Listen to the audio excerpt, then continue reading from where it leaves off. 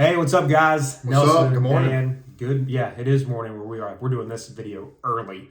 Nelson and Dan with Life on the Dirt Circuit. So, Dan actually called me the other day with an idea for this video in regards to course management. So, I'm kind of new to that. I don't know where we're going to be going with this, but Dan, kind of give your thoughts. Yeah, so, I've been playing golf a long time. I've known Nelson now for about 10 years. And I was playing the other day and I thought about something. I'm like, you ever just get caught up playing, golf swing mechanics, okay, versus golf course, right? And a lot of times I'll get on the course, I'm playing good, and I really seriously think that scoring is all about course management and understanding how to get the ball in the hole, right? And that's the one thing that Nelson can do, right? Now, he played Division I golf, right? Division I golf, it's unbelievable. I mean, you guys don't know a lot about Nelson's game, but obviously he's a good player. You've seen our channel, but Division I golf's unbelievable. But he actually, what people don't really know is he used to be a 90s golfer, and he became a scratch golfer in less than 2 years. Okay, so I played my whole life, and I range anywhere from a 1 handicap to a 4 handicap, but my mindset is not like his is. Other than that, he sucks. Okay, he actually sucks at golf. I've seen him hit shots that I'm like, what in the world is he doing, right? And he says to me all the time, Dan, I don't know how you hit that shot. Most people can't hit a shot like that. And I'm like, yeah, man, but I shot 82 and you shot 72 somehow, where it looked like he shot 85, right? So today's video, I want to just maybe ask Nelson some questions about course management, some of his thoughts, okay? And maybe we can help you guys, enlighten you, to help your game become a little bit better and learn how to score through course management. Yeah, and this will be part of a series that we're going to do. So this video, obviously, you can listen to while you're driving to the course, in a car ride on the way to work, whatever. But so anything, here's some advice.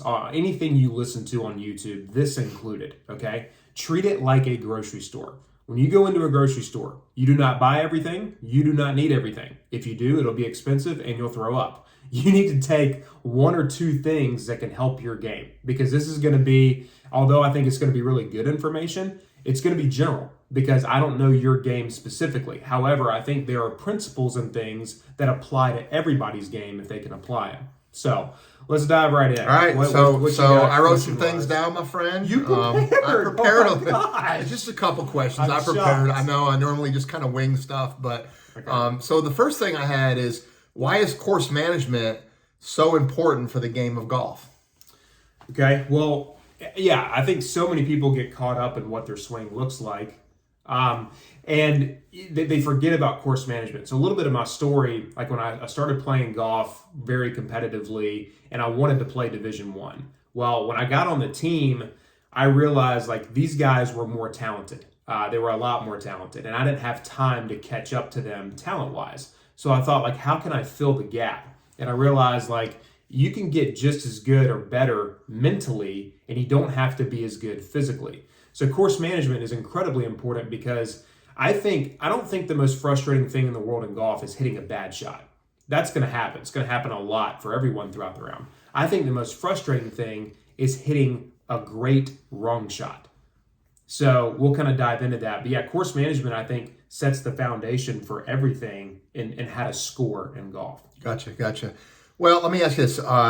What do people out there need to know how to be good at course management?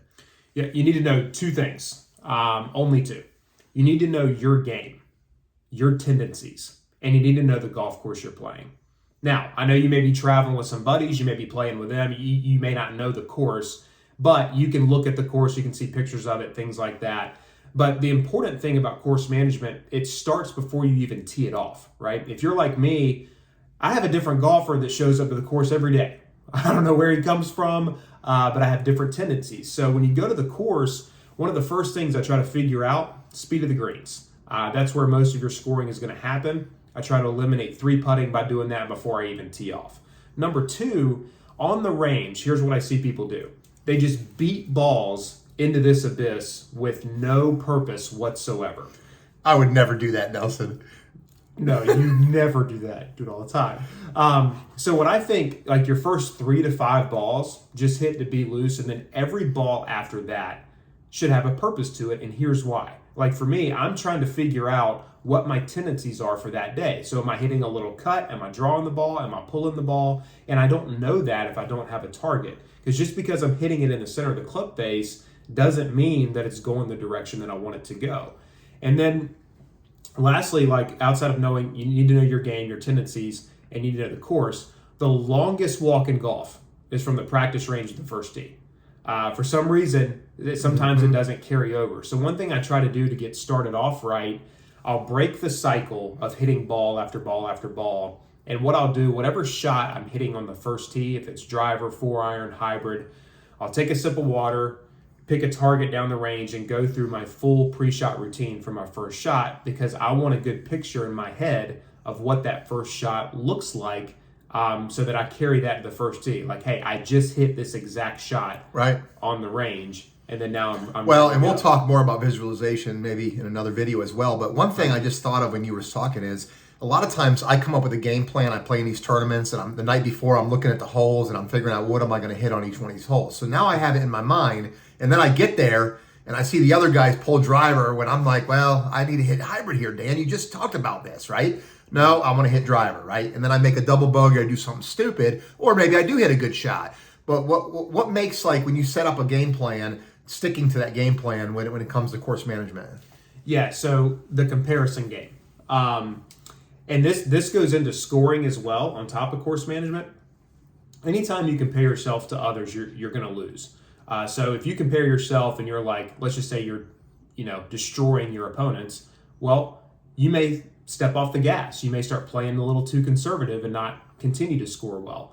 Or if you think like, oh, they're doing this and I can't do that, well, then you're in the tank mentally and you beat yourself up. So I think that's right. No, that's great. So piggybacking off of that, what are some mistakes that you see in course management that you see other players do when you're playing a tournament round with them? This is probably good. What mistake? Yeah. So as I call these out, just know these are things that I do, Dan does.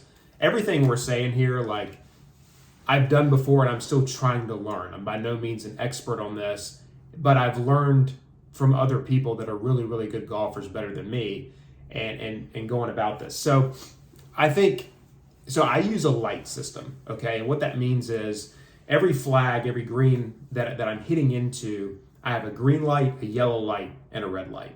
So what determines those things? So let's say that my tendency is to hit a draw that day, and I've got a pitching wedge and I'm hitting to a front left pin, okay? I'm not going right at that pin. I'm going probably 10 yards, 15 yards right at that pin. And what happens is if I hit it straight, hey, no big deal. I've got a 20, 30 footer, and I'll make par probably, maybe sneak in a birdie. But if my miss is a draw, then I'll flag it and have, 3, 4, 5 feet. So I think a lot of times one mistake people make, they think they have to hit at the flag every time. And that's not the case.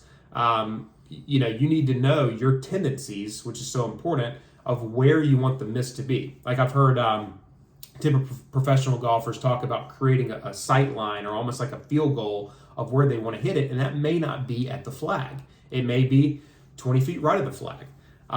Another mistake I see that's probably the most costly when it comes to strokes is, let's say you've got a back pin, okay, and you're between 7-iron and 8-iron, and I know you've seen this. I actually had this happen a couple weeks ago in a tournament where a guy said, well, I'm going to hit 7-iron because I want to make sure I get it there. Right. And I'm like, yeah, but if, just like 5 paces beyond the flag, there's rough, and then it went strictly, severely downhill.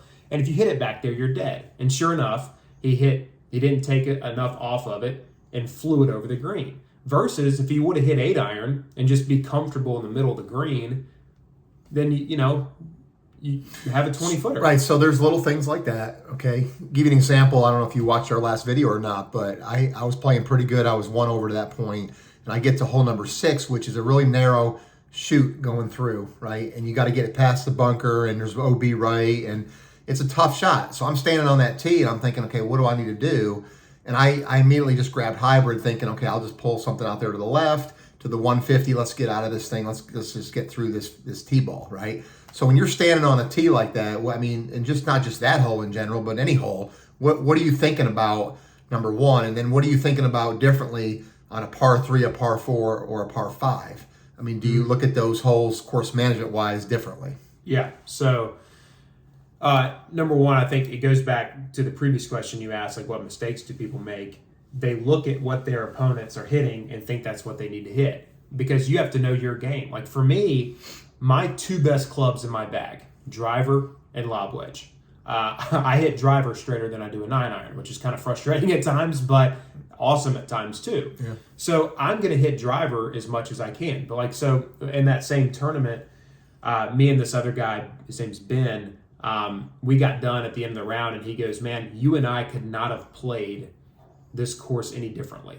And yet we both qualified. It's because he knew his strengths in his game. I knew my strengths to my game. So that's the biggest thing, because I think the number one reason why people hit bad shots is they're not committed to the shot they want to hit. And that could be a lack of confidence. You know, they're not sure that it's the right shot to hit. So when I step up to a tee, and any shot that I'm going to hit, I want to go through my mental process to know, hey, I can hit this shot bad, it's going to happen, but I'm committed to this shot.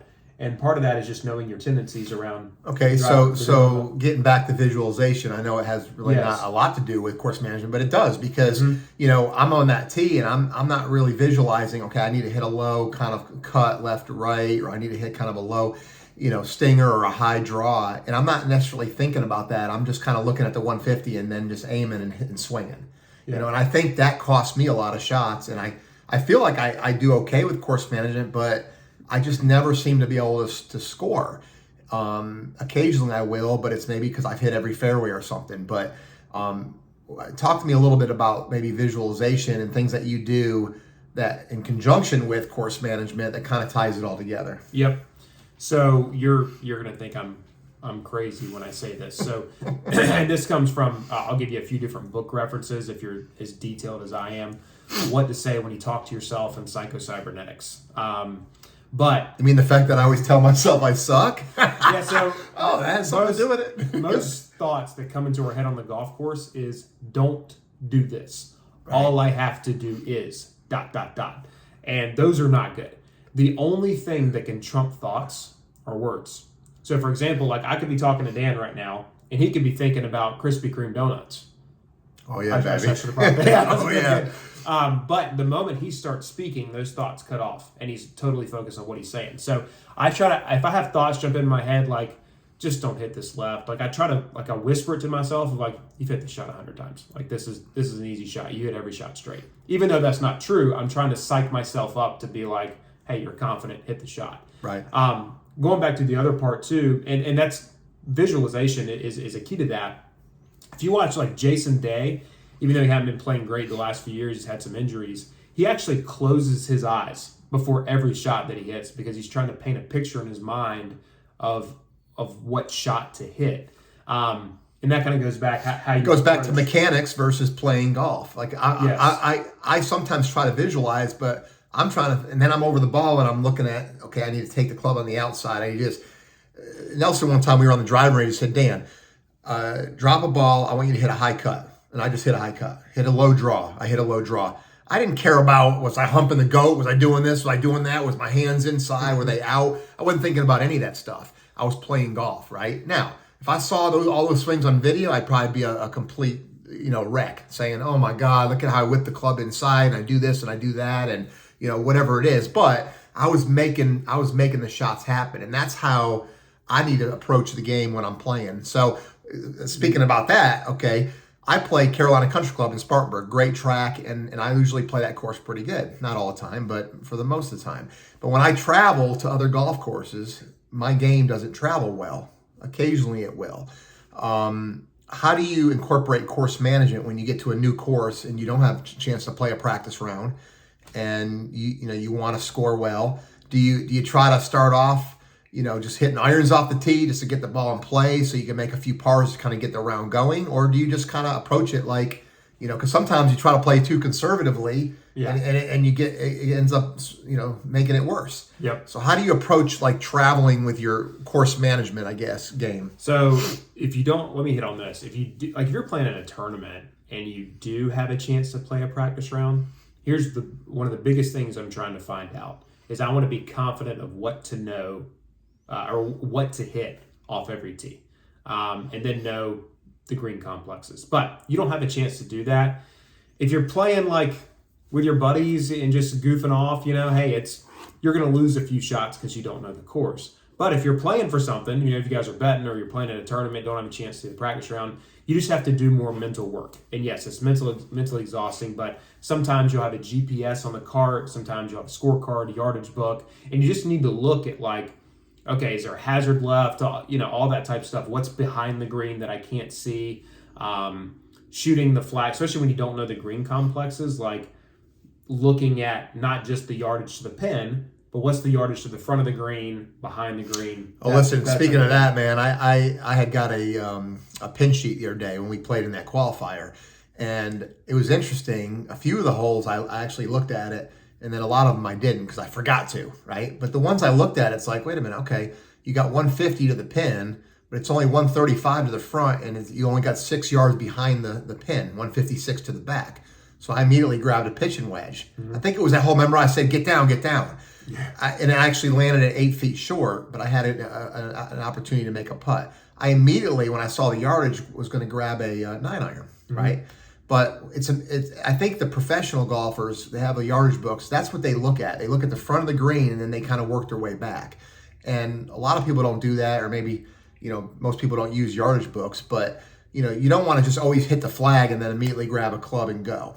The red light, green light, I never really heard that before. That's awesome, to determine, if you're going to go at a pin. Even if you got a wedge in your hand, that's the one thing I know. Even with a wedge, you don't always have to go at the pin, right? Yeah. I mean, if I'll take 18 pars and move on with my life. One thing I wanted to ask you too is, I noticed in one of our old videos, you tee the ball up on the right side of the tee box versus the left side. How does that come into play with course management? When you move the tees around. That's a long conversation, but it just it opens up the course a little more. So like if I want to hit a fade, and of course the hole goes left to right, I want to line up as a right-hander on the right side of the tee box, aim left. It gives you more of an angle to turn right. That also, you asked me earlier, like how do you approach par 3s, 4s, and 5s a little differently? Yeah. That goes into that too, around like, so 3s never hurt you. So my thought is if I can make a 3 on a par 3, I don't care how long it is, short it is, that's good for me. I'll take that all day. And there are some holes that, par, depending on the level of golfer, like bogey, is okay. You got to know that because it's there are different levels of difficulty, and sometimes you may hit a bad tee shot, and it's like, hey, I'm going to be doing really good to make par here, but I do not want to make a double. Right. So I just approach different holes differently, and also depends on the day. Like if you get hot, put the gas pedal down, baby. Don't get scared. Right. Go. Well, when you say that, so I make most of my birdies, as you know, you call me a par 3 savage on par 3s or par 4s. Par 5s, I should have a huge advantage, right? So this guy once told me, he's like, look, why don't you play every par 5 like a 3-shot hole and hit your second shot to the 100-yard marker, and now you have 4 100-yard par 3s. You're probably going to make birdie on one of those, right? That's really good. But I don't ever do that approach because you got 220 yards in and you feel like, oh, I got to go for this green. And it seems like with me, and I don't know if people out there in YouTube world do this that play golf, but on a par 5, for some reason, you kind of bow up, man, and you want to hit a big drive. But you can't make birdie from the tee, right? You got to get the ball in play. You got to figure out a way to get that ball in play because sometimes I'll try to hammer it and I might hit it long, but it might be out of play. And next thing you know, I make a 7 on a hole that I should have never done that. Yeah. Trivia that's question frustrating. for you. Go ahead. You guys too. This is when Zach Johnson won the Masters. How many par 5s did he go for in 2? Well, I know this because I watch golf, but he didn't go for any in 2. 0. Yeah, he knew his game. He knew his game, and he's got an unbelievable wedge game, so he could do that. But that's hard to do. I mean, I'm sure he had some holes where he probably had 220, 25 yards in, 230, and he could have easily went for it, but he laid back. And the there's hardest thing in the world to do is hit a driver and then a wedge and then another wedge to a par 5. I mean, it's hard to do that. You want to be able to go for it, you know. It is. But guys, I hope this was a little helpful. Just so you can take one or two things, you know, for your game. We will be going out to the course to show you some of the stuff live. We just wanted to give you some mindset around course management first, and then we'll be doing that. And then we've got some other tournaments coming up that we'll be filming and things like that. So be sure to like, subscribe. We may be even doing a video talking about some of the critics that we received on the Live Golf video. So answering those in a professional way. Professional way. We'll get to that a little later, guys. So have a good one. We're out. Like, subscribe. It helps us